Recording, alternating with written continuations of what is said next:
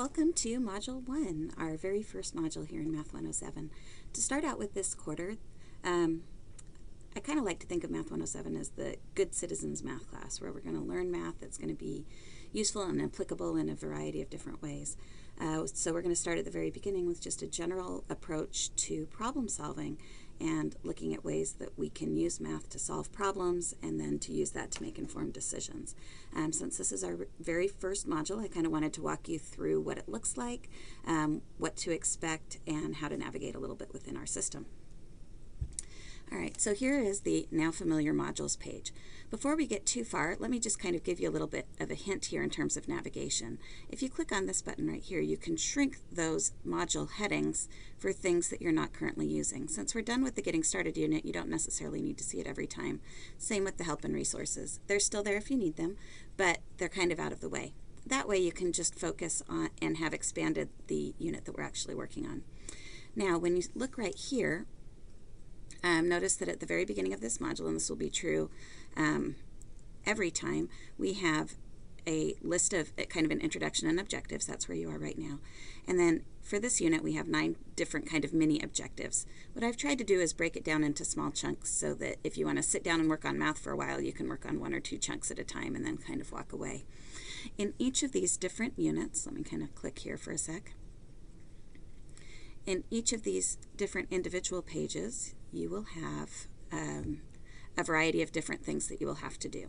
And so I've tried to make this pretty clear. The very first part is going to be some pages from the book that I'd like you to read. It's a decent book. They've got some great examples, and it's a good place to do some of your learning. Notice that I have links here that will open up the textbook chapter. This is Chapter 1, the Problem Solving textbook chapter, and that will just launch Chapter 1 right there. For each chapter you'll have some videos, and I'm working on redoing the videos for this chapter right now, so they'll be up in the next day or so. You'll see all of the videos for the unit. And then I'll assign you some homework problems. These homework problems are at the very end of each chapter. There's exercises in the back, and you can do some questions. As you're working on your homework, if you ever get stuck, have problems or questions, you can ask on the problem solving discussion board. And this is a link to the odd answers in the back of the book if you want to check your answers and see if you're doing okay before you ask any questions. So every single objective, and like I said, there's 9 of them here for objective 1 on calculating percentages. But for each objective, you'll actually go through and be able to see a similar setup to this: reading the book, watching a video, doing homework problems, and then a way that you can check your work or get help if you need it.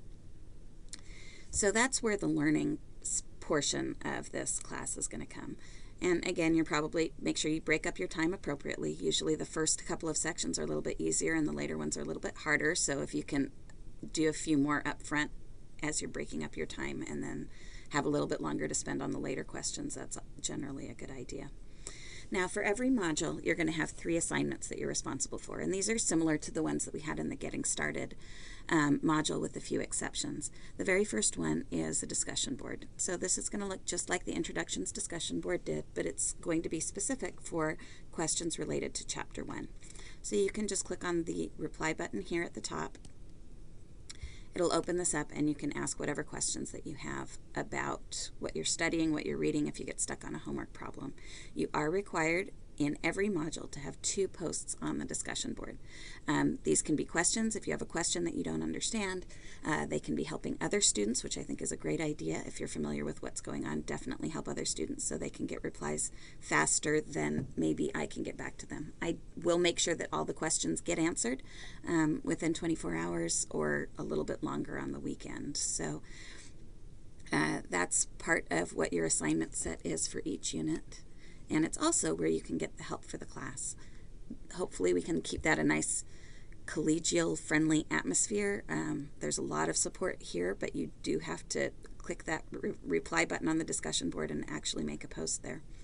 The next thing for each chapter is that you're going to have you'll have a quiz over the material. Now the quizzes are going to look fairly similar to the Getting Started quizzes with a couple of exceptions. The main one being well, 2 actually. There's a time limit. The time limit here is posted as 90 minutes. And the quizzes aren't meant to take you that long. I would expect 30 to 40 minutes for most of you in terms of the quizzes, but they are, but I don't want you to just sit down and be trying the quiz and learning as you go along. They are open book and open notes, so feel free to look at your homework that you've worked on. Go back and look at something up in the chapter if you need it. But there is that 90-minute limit, so if you're learning this stuff for the first time and taking the quiz, it's not going to fly. You need to make sure that you're prepared before you come in. So there is a time limit, and there's no multiple attempts. You can't keep coming back. So make sure that you're ready for the quiz when you go to take it. You've done the homework, you've done the studying and the reading, you've asked questions on the discussion board, and then take the quiz at the very end to kind of wrap up what you're up to. And the quiz format will be fairly similar to what you saw on the Getting Started quiz.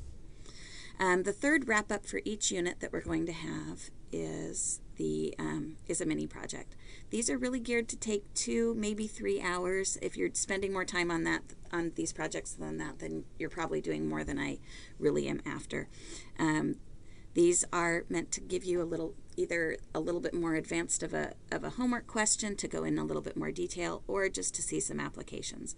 So for example, for this problem solving unit, I give you this idea of making a trip to Disneyland. So I want you to estimate costs and time associated with your trip between flying and driving a car, so you can make a decision about whether you want to drive your party down to Disney World or fly instead. So I give you some things to consider.